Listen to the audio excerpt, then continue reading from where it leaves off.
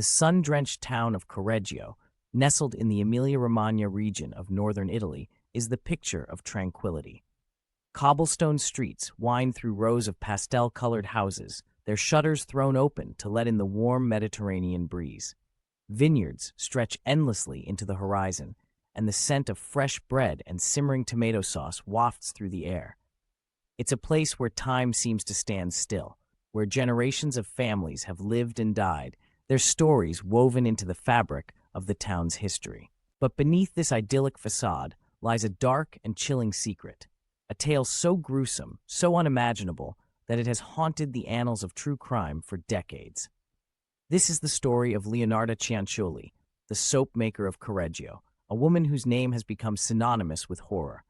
A woman who, in the name of love and superstition, committed some of the most heinous crimes in Italian history. Leonarda Cianciulli was not a monster in the traditional sense. To her neighbors, she was a devoted wife and mother, a woman who baked cakes and made soap to sell at the local market. But behind closed doors, she was something far more sinister, a serial killer who lured women to their deaths, dismembered their bodies, and turned their remains into soap and tea cakes. Leonarda Cianciulli was born on April 18, 1894, in Montella, a small town in the Campania region of southern Italy. Her early life was marked by hardship and tragedy, factors that would later shape her psyche and set her on a path of destruction. Leonarda's father, a violent and abusive man, died when she was just a child, leaving her family in poverty. Her mother, desperate to provide for her children, sent Leonarda to live with relatives. It was during these formative years that Leonarda's fascination with the occult began to take root. Leonarda's early exposure to violence and instability undoubtedly shaped her psyche. She was a deeply superstitious woman, and her belief in the supernatural would later play a significant role in her crimes. She often claimed to have premonitions and visions which she interpreted as signs from the divine. As a young girl, Leonarda was known for her vivid imagination and her tendency to retreat into a world of fantasy. She claimed to hear voices and see visions, which she believed were messages from God. These experiences only deepened her fascination with the occult, and by the time she reached adulthood, she had developed a reputation as a fortune teller and spiritual advisor. In 1917, at the age of 23, Leonarda married Raffaele Pansardi, a clerk from Correggio.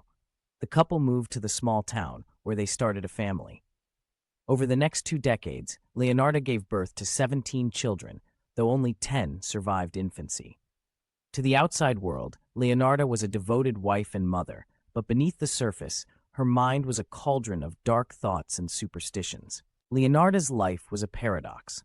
On one hand, she was a caring mother who doted on her children. On the other, she was consumed by irrational fears and a belief that her family was cursed.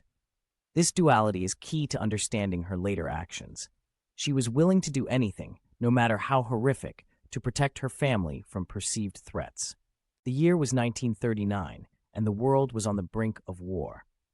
In Italy, the fascist regime of Benito Mussolini was tightening its grip on the country, and young men were being drafted into the army to fight in a conflict that would soon engulf the globe.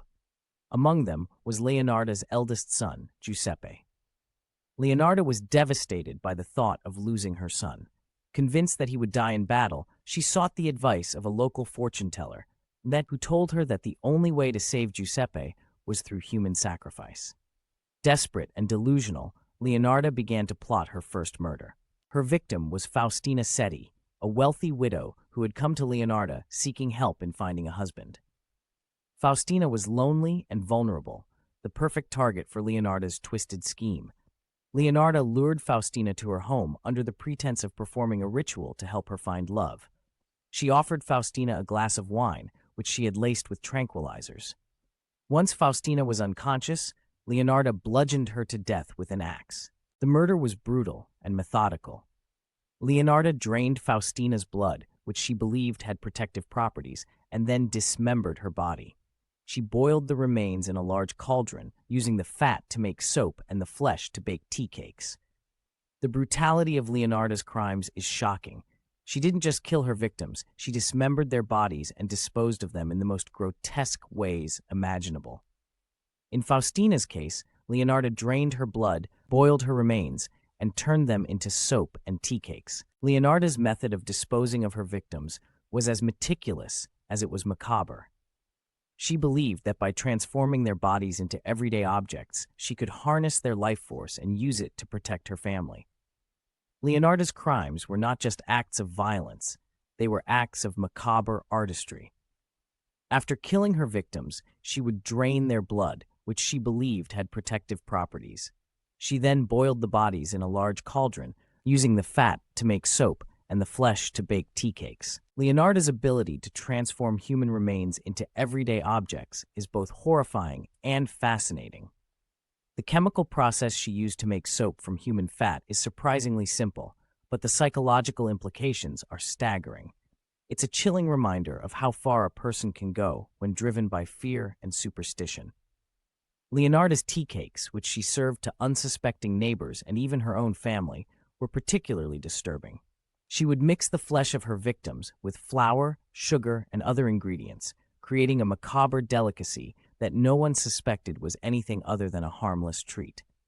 Leonarda's crimes went undetected for years, but in 1940, the disappearance of 3 women in Correggio raised suspicions. When investigators searched Leonarda's home, they found traces of blood and human remains. Leonarda confessed to the murders, claiming that she had done it to protect her family.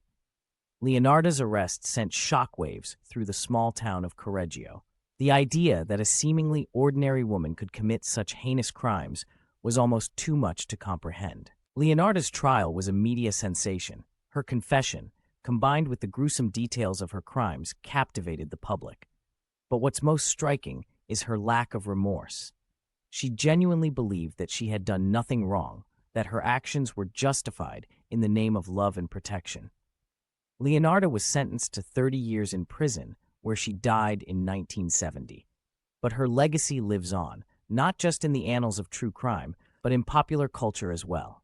Her story has inspired books, films, and even operas, cementing her place as one of history's most infamous serial killers. Leonarda Cianciulli's story taps into our deepest fears and fascinations. It's a cautionary tale about the dangers of superstition and the lengths to which a person can go when driven by irrational beliefs. Leonarda's story is a chilling reminder of the darkness that can lurk behind the most ordinary facades. It's a tale of love, madness, and macabre artistry that continues to captivate and horrify us to this day. If you found this story as chilling as we did, don't forget to like, share, and subscribe. Let us know in the comments, what do you think of Leonarda Cianciulli?